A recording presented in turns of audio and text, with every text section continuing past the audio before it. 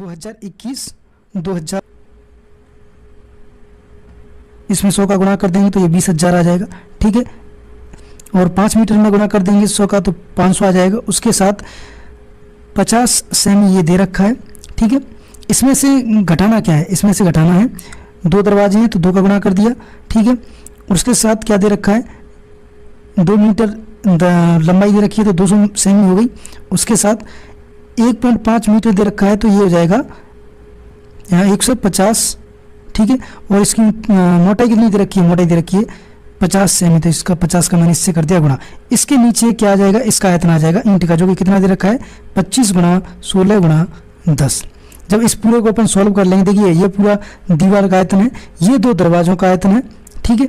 उसको जब घटा देंगे तो जो भी शेष दीवार बचेगी उसमें क्या करेंगे, एक ईंट के आयतन का भाग दे देंगे, जिससे कि अपना सॉल्यूशन आ जाएगा। तो इसका जो सॉल्यूशन आ जाएगा वो हो जाएगा 11,750, यानी ऑप्शन नंबर फर्स्ट है वो अपना आंसर हो जाएगा। मैं आपको तरीका बता देता हूँ जिससे कि आपको क्वेश्चन को सॉल्व करने में कोई दिक्कत ना हो।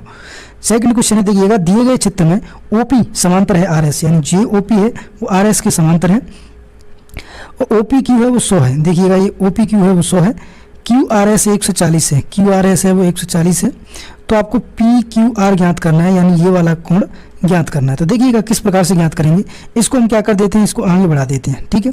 जब इसको अपन आगे बढ़ा देंगे तो याद रखिएगा ये आपस में समांतर है, ये वाली और ये वाली, तो ये वाली भी आपस में समांतर हो जाएंगी। जब ये आपस में समांतर हो जाएंगी तो यहाँ पे जो कोण बनेगा वो ये कोण बनेगा, ये कैसे हो गई, अंतःकोण। अंतःकोणों का योग कितना होता है 180, तो 140 प्लस x इक्वल टू 180 हो जाएगा। ये हमने x मान लिया, तो यहाँ पे x का मान कितना आ गया 40, तो इसका मतलब यहाँ x का मान आ चुका है 40। अगर ये 40 है तो ये आपस में कैसे हो जाएंगे दोनों, शीर्षाभिमुख कोण है, तो ये भी कितने का हो जाएगा 40 का। और ये आपको दिख रहा हो तो ये एक रेखा है जिसपे ये 100 डिग्री का कोण बन रहा है, तो ये इसके साथ कितने डिग्री का कोण होगा, तो ये आपस में कैसे हैं, रेखिक कोण युग्म है। तो 100 प्लस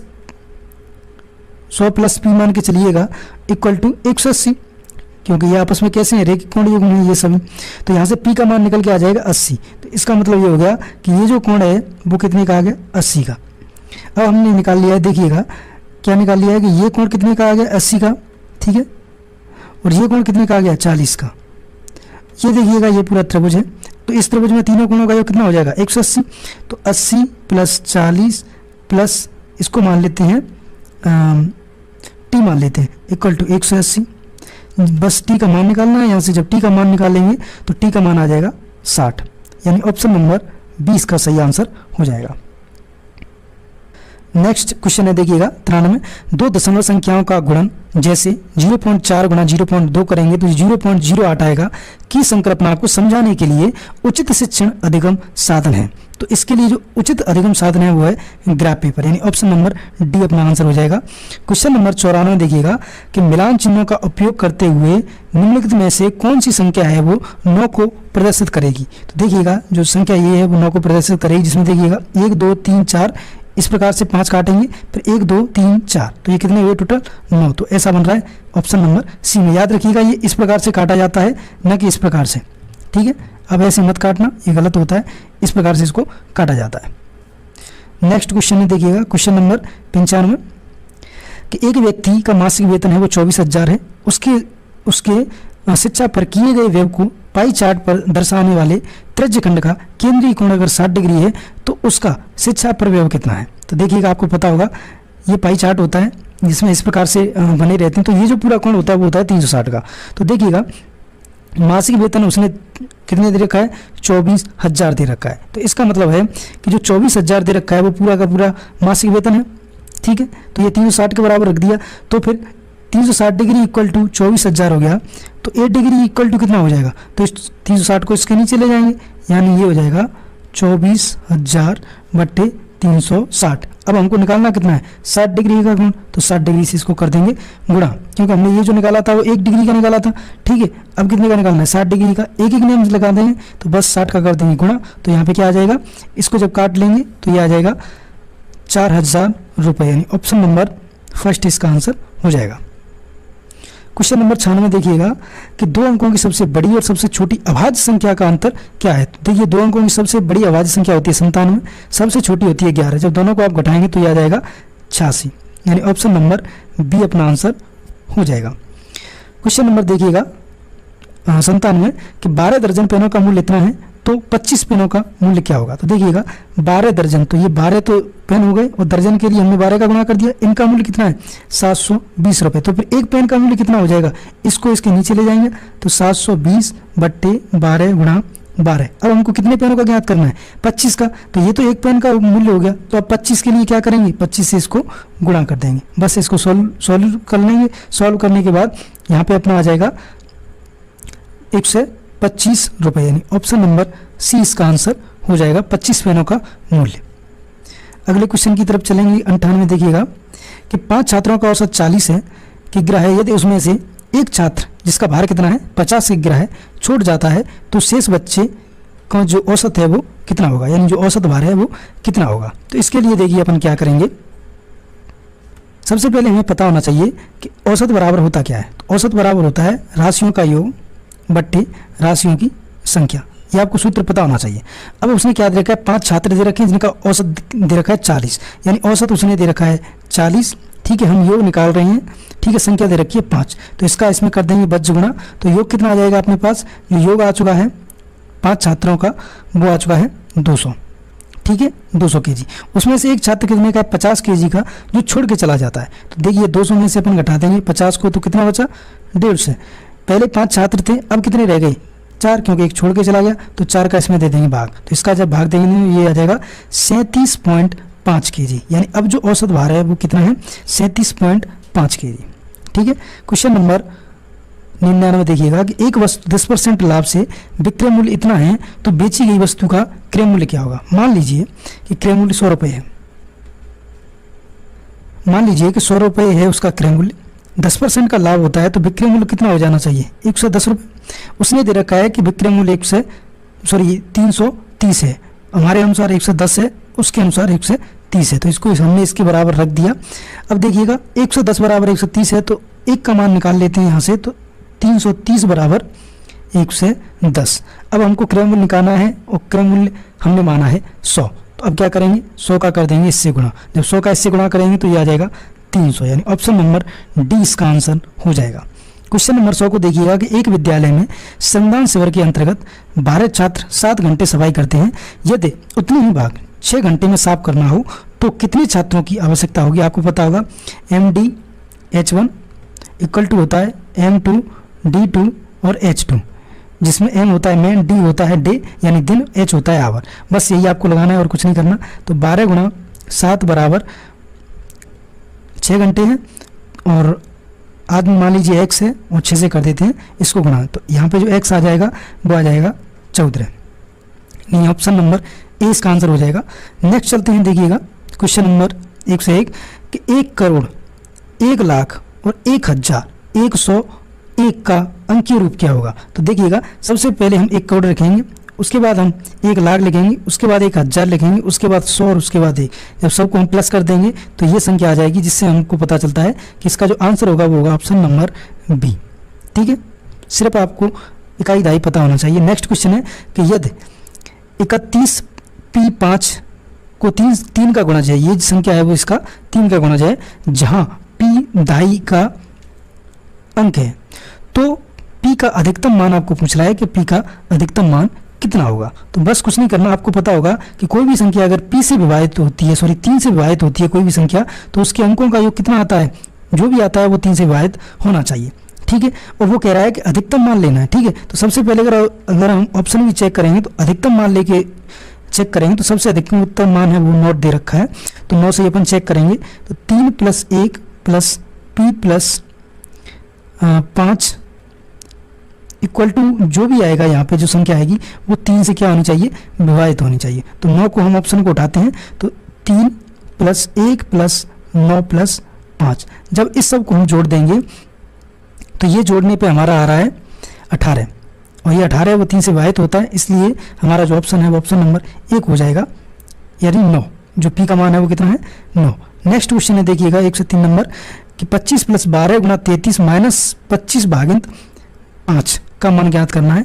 तो इसको ज्ञात करने के लिए सबसे पहले आपको बोर्ड मास का नियम पता होना चाहिए कि बोर्ड मास का नियम कहता है, क्या कहता है कि सबसे पहले ब्रैकेट को उठाओ, उसके बाद ऑफ, उसके बाद डिवाइड करो, उसके बाद मल्टीप्लाई, उसके बाद आपको एडिक्शन करना है और उसके बाद सब्सट्रैक्ट यानी घटाना है। बस इसी नियम को लागू करते हुए अपन देखेंगे। तो सबसे पहले अपन क्या करेंगे, लास्ट में जो ये दे रखा है इसका भाग दे देंगे, तो ये आ जाएगा 5। ठीक है, ये आ गया 5 अपना। फिर क्या करेंगे, इन दोनों का गुणा करेंगे, तो इन दोनों का गुणा करने पर आ जाएगा 396। उसको क्या करेंगे, 25 के साथ जोड़ देंगे। जब 25 के साथ जोड़ देंगे तो ये आ जाएगा 421। उसमें से हमारे पास ही इसका सॉल्यूशन करने पर 5 आया था, यानी माइनस के 5 हो जाएंगे, तो इसमें से -5 कर दे देंगे, तो ये आ जाएगा 416। ठीक है, कितना आ गया 416। तो ऑप्शन नंबर सी है वो अपना आंसर हो जाएगा। सिर्फ आपको बोर्ड मास का नियम लगाना था। नेक्स्ट क्वेश्चन कि वह कौन सी छोटी से छोटी संख्या है जो 1 से 10 तक की संख्याओं से विभाज्य है। याद रखिएगा, तो आपको कुछ नहीं करना है, जो भी ये संख्या है, देखिए वो कह रहा है छोटी से छोटी संख्या, सबसे पहले इसको उठाओ, सबसे छोटी यही है। इसमें भाग दे के देखो किसका, आपको 2 का भाग देना है, 3 का, 5 का और 6 का और 7 का। ऐसे ही अगर आप भाग देते जाएंगे तो आपको पता चल जाएगा कौन सी छोटी संख्या है जो जिससे विभाजित करने पर 1 से 10 तक की सभी संख्याओं से विभाज्य है। तो ऐसी संख्या है वो यहाँ पे निकल के आती है 2520। आपको सिर्फ इसी प्रकार से करना है। ठीक है, तो ऑप्शन नंबर सी इसका आंसर हो जाएगा।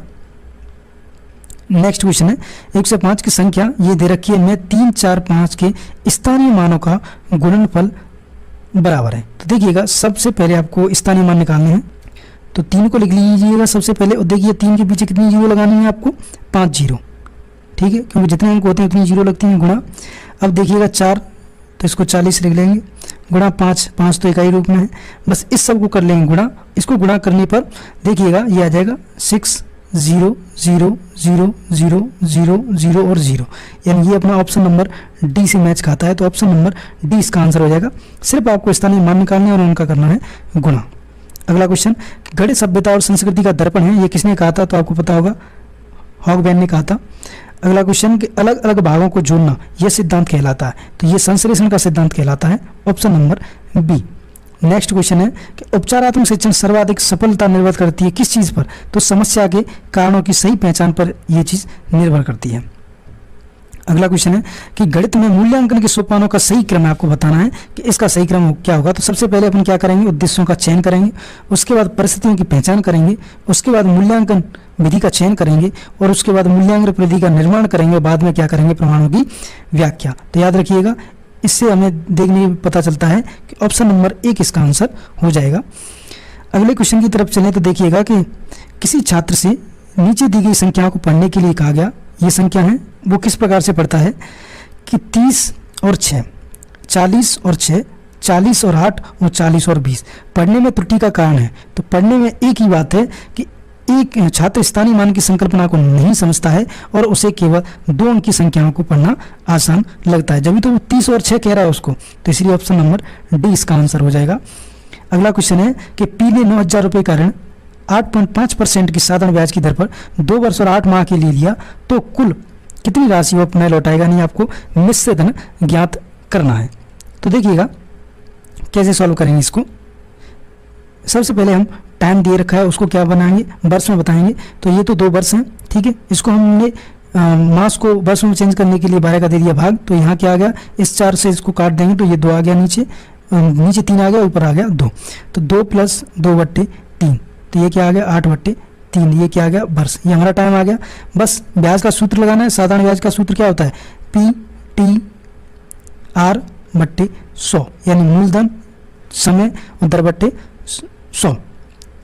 ठीक है, तो बस आपको क्या करना है, गुणा करना है इनका, 9,000 गुणा 8.5 गुणा 8/3/100, सबका आप गुणा कर देंगे तो ये आ जाएगा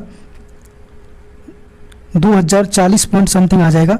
अब देखिएगा इसमें जोड़ देंगे अपन 9,000 को, ठीक है, सॉरी 9,000 को यहाँ पे जोड़ देंगे, जब इसको जोड़ेंगे तो ये आ जाएगा लगभग 11,040 पॉइंट समथिंग। तो ये ऑप्शन अपना जो मैच खा रहा है वो ऑप्शन नंबर सी मैच खा रहा है। ठीक है, तो इस प्रकार से सिर्फ आपको मिश्र धन निकालना था, तो ऐसा कुछ था नहीं उसमें।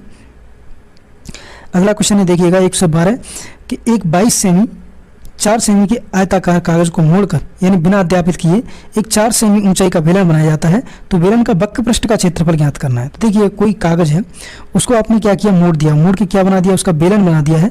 जिसकी ऊंचाई कितनी है 4 सेंटीमीटर। तो जब आप मोड़ोगे किसी कागज़ को तो उसकी जो पर्दी हो जाएगी वो क्या हो जाएगी, उसकी जो लंबाई दे रखी थी वो उसकी पर्दी हो जाएगी। तो पर्दी बराबर क्या हो जाएगा 2πr। यहाँ से हम r निकाल लेंगे, r कितनी आएगी 22 सही 2π, ये क्या आ गई r आ गई। अब हमसे पूछ रहा है बेलन के वक्र पृष्ठ का क्षेत्रफल। आपको पता होगा बेलन के वक्र पृष्ठ का क्षेत्रफल होता है 2πrh, 2πrh। तो बस 2π यहाँ से पहले ही रखा हुआ है, r का मान क्या है यहाँ से हमने रख दिया है 22/2π। h का मान कितना है, h उसने दे रखा है कि 4 सेमी ऊंचाई, तो 4 यहाँ पे इस पूरे को सॉल्व कर रहे हैं, 2π से 2π कटेगा, 4 का कर देंगे इसमें गुणा, तो ये आ जाएगा 88 सेमी स्क्वायर। ठीक है, अच्छा क्वेश्चन था। अगला क्वेश्चन है, देखिएगा कि नीचे दिए गए चित्र में रेखाएं ए बी तथा सी डी बिंदु ओ पर प्रतिच्छेदित करती हैं यदि ओ ई तथा ओ एफ क्रमशः B O D C O B के समद्विभाजक हैं। ठीक है, एवं यदि ई ओ डी 25 है तो सी ओ एफ ज्ञात करना है। तो देखिएगा वो कह रहा है कि समद्विभाजक है, इसका मतलब ये कोण और ये कोण आपस में कैसे हैं, बराबर हैं। तो इसको हमको पता चल गया कि ये वाला कोण है वो 25 का हो जाएगा, क्योंकि ये वाला जो कोण है वो इसके समद्विभाजक, यानी ये और ये आपस में कैसे हैं, इस पूरे कोण के समद्विभाजक हैं। तो ये और ये आपस में कैसे हुए, बराबर। तो इससे पता चल गया ये कितने का है 25 का। अब हमको पता है कि ये टोटल 50 का है और ये जो कोण है इसका समद्विभाजक कौन सा है, ये संख्या f इसका समद्विभाजक तक, तो इसको x मानेंगे तो ये भी x हो जाएगा। तो इसका मतलब ये हो गया कि हमारा जो ये पूरा कोण है वो कितने का है 180 का, क्योंकि ये रेखिक कोण युग्म है, इसलिए ये 25, ये भी 25 और ये x और ये x, यानी ये सब कितने का हो जाएगा 180 का। ठीक है, बराबर 180। तो यहाँ से x का मान निकाल लेंगे जो कि आ जाएगा 65। ठीक है, वही पूछ रहा था COF, यानी COF ये पूछ रहा था जो आ गया 65। ऑप्शन नंबर बी इसका आंसर हो जाएगा। अगला क्वेश्चन है कि एक वर्गाकार मैदान का क्षेत्रफल इतना दे रखा है, एक व्यक्ति द्वारा इस मैदान की परिमिति पर 5 चक्कर लगाने में तय की गई दूरी आपको ज्ञात करनी है। तो सबसे पहले ये दे रखा है वर्गाकार मैदान है, तो वर्गाकार मैदान का अगर क्षेत्रफल इतना दे रखा है तो भुजा कितनी हो जाएगी, इसका कर देंगे वर्गमूल, यानी 80 हो जाएगी इसकी भुजा। अब वो कह रहा है कि मैदान की परिमिति, परिमिति मतलब परिधि, कितने चक्कर लगाता है 5 चक्कर लगाता है। तो वर्गाकार की परिधि क्या होती है 4 गुना भुजा, यानी 4 गुना 80। कितने चक्कर लगाता है इसके 5, तो 5 का इसमें और गुणा कर दो, बस 5 का गुणा करने पर ये आ जाएगा 1600 मीटर। इसको जब किलोमीटर में अपन चेंज करेंगे तो ये आ जाएगा 1.6 किलोमीटर, यानी ऑप्शन नंबर सी अपना आंसर हो जाएगा। अगला क्वेश्चन 2 मीटर 1.5 मीटर और 1 मीटर नाप के पानी के टैंक एक नल द्वारा 20 लीटर पर मिनट की गति से भरने में लगा समय। काफ़ी अच्छा क्वेश्चन था ये, आरबीएससी की बुकों से उठा हुआ क्वेश्चन है। तो देखिएगा क्या करेंगे अपन, सबसे पहले हम आयतन निकालेंगे टैंक का। ठीक है, टैंक के आयतन में क्या करेंगे हम, उसको चेंज करेंगे लीटर में और क्या करेंगे इसका दे देंगे भाग, जिससे कि क्या आ जाएगा अपना टाइम निकल के आ जाएगा। तो देखिएगा 2 गुणा 1.5 गुणा 1 ये आ जाएगा 3, हमको पता है ये आ जाएगा 3 MQ। ठीक है, ये 3 MQ आ गया, इसका मतलब है ये घनाभाकार जो टैंक है उसका आयतन आ गया। हमको पता है कि 1 घन मीटर बराबर होता है 1000 लीटर। यहाँ से हमको पता चल गया कि हमारा जो आयतन है वो हो जाएगा 3000 लीटर। दर कितनी है 20 लीटर पर मिनट। अगर 20 लीटर पर मिनट निकल रहा है तो इसका दे देंगे इसमें भाग। ठीक है, इससे इसको काटेंगे तो ये आ जाएगा, देखिएगा 150, इसको इस पे काटने पे ये आ जाएगा 150। ये क्या है, ये मिनट है।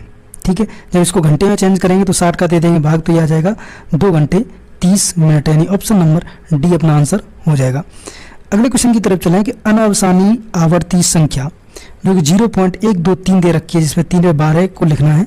आपको पता होगा कि जिस पर बार होता है उतने नीचे 9 लिखे जाते हैं, जिस पर बार नहीं होता है उतने 0 लिखे जाते हैं। तो इसको किस प्रकार से लिख सकते हैं, 123 माइनस जितने पे बार नहीं है, यानी 1 2 पे बार नहीं तो 12 लिख लिया यहाँ पे, और कितने पे बार है उतने 9 नीचे लिखते हैं, और जिस पर बार नहीं है उतने लिखते हैं 0।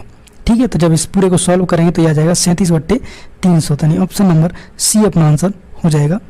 अगला क्वेश्चन है, देखिएगा 50 पैसे के 16 सिक्के का मूल्य किसके बराबर है। सिर्फ ऑप्शन चेक करेंगे, मूल्य देखते हैं। सबसे पहले 50 पैसों का जो 16 सिक्के हैं उनका है 800 पैसे, तो बस ऑप्शन चेक करते जाएंगे। 1 रुपये के 4 सिक्के तो 400 पैसे हो गए, प्लस 2 रुपये के 3 सिक्के यानी 600 पैसे हो गए, ये तो 1000 पैसे हो गए। लेकिन हमको क्या बताना है कि 800 पैसे किस में आ रहे हैं, तो सेकंड ऑप्शन उठाएंगे। 2 रुपये के 3 सिक्के यानी ₹6, ₹6 मतलब 600 पैसे। 25 पैसे के 8 सिक्के, 25 पैसे के अगर 8 से गुणा करेंगे तो ये आ जाएगा 200।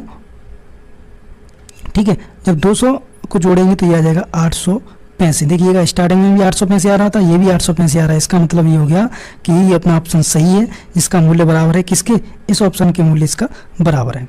ठीक है, नेक्स्ट क्वेश्चन है, देखिएगा इसको आपको लिखना है निम्न में से, इसको क्या लिखना है, सही अवरोही क्रम में लिखना है। तो देखिएगा इसका जब इसमें भाग देंगे, आपको सिर्फ भाग दे के देखना है और कुछ भी नहीं करना है इसमें। तो सबसे पहले हम भाग देंगे 2 में 7 का, तो ये आ जाएगा 0.285 के समथिंग। उसके बाद देंगे 3 में 13 का, तो ये आ जाएगा 0.23 के समथिंग। और उसके बाद देंगे हम 5 में 6 का, तो ये आ जाएगा 0.83 के समथिंग। इन तीनों को देखने पे हमें पता चलता है कि सबसे बड़ी जो संख्या है, ठीक है, वो कौन सी है और सबसे छोटी कौन सी है। तो अवरोही पूछ रहा है, इसका मतलब सबसे बड़ी, सबसे पहले हम लिखेंगे सबसे बड़ी संख्या। तो देखिएगा सबसे बड़ी कौन सी है, 0.83 वाली, यानी 5/6। तो 5/6 सबसे पहले इसमें भी है और इसमें भी। उसके बाद कौन सी है, ये वाली, यानी 2/7। तो 2/7 इसमें ही आ रहा है। उसके बाद है 0.23 वाली, यानी 3/13। तो ऑप्शन नंबर पहला इसका सही आंसर हो गया, 5/6, 2/7 और 3/13। नेक्स्ट क्वेश्चन में देखिएगा, ये क्वेश्चन अच्छा है, आपको इसका मान बताना है, इस संख्या का पूरे का मान। देखिएगा इसका सॉल्यूशन इधर है। जब इसको अपन सॉल्व करेंगे, एक सही 3/5 को, तो 5 का इसमें गुणा करेंगे, 5 एकम 5, 3 जोड़ेंगे तो ये आ जाएगा -8/3। इसी प्रकार से इसको सॉल्व करेंगे तो ये आ जाएगा 8/3। इसी प्रकार से इसको सॉल्व करेंगे तो ये आ जाएगा 29/6। और जब इसको सॉल्व करेंगे इन दोनों को एलसीएम लेके 6 का, तो ये 16 आ जाएगा, यहाँ पे ये 29 आ जाएगा। जब इसको सॉल्व करेंगे तो ये आ जाएगा 13/6 और यहाँ पे आ चुका है 8/5। अब लेंगे इन सब का एलसीएम। जब इन दोनों का एलसीएम ले लेंगे तो ये आ जाएगा 30। सॉल्व करेंगे तो ये आ जाएगा -17/30 और प्लस के 17/30, प्लस के 17 आएंगे क्योंकि 65 क्या है, ज़्यादा है, जो कि प्लस में है। तो ऑप्शन नंबर डी इसका आंसर हो जाएगा। सिर्फ आपको सॉल्व करना है और कुछ नहीं करना है। क्वेश्चन लास्ट, बड़ी से बड़ी संख्या जिसे 244 और 2052 को विभाजित करने पर प्रत्येक स्थिति में 4 शेषफल प्राप्त होता है, तो वह संख्या कौन सी है। तो देखिएगा जब ऐसी स्थिति आ जाए कि बड़ी से बड़ी संख्या ज्ञात करनी है, तो याद रखिएगा इन दोनों का क्या निकालना है आपको, HCF। HCF निकालने पर शेषफल कितना बच रहा है, 4। तो जो भी HCF आएगा उसमें क्या करेंगे, हम 4 को जोड़ देंगे, वही क्या आ जाएगी, संख्या आ जाएगी। तो याद रखिएगा इन दोनों का HCF निकालेंगे तो यह आ जाएगा 12 और शेषफल कितना बच रहा है, 4। तो 4 इसमें जोड़ देंगे तो यह आ जाएगा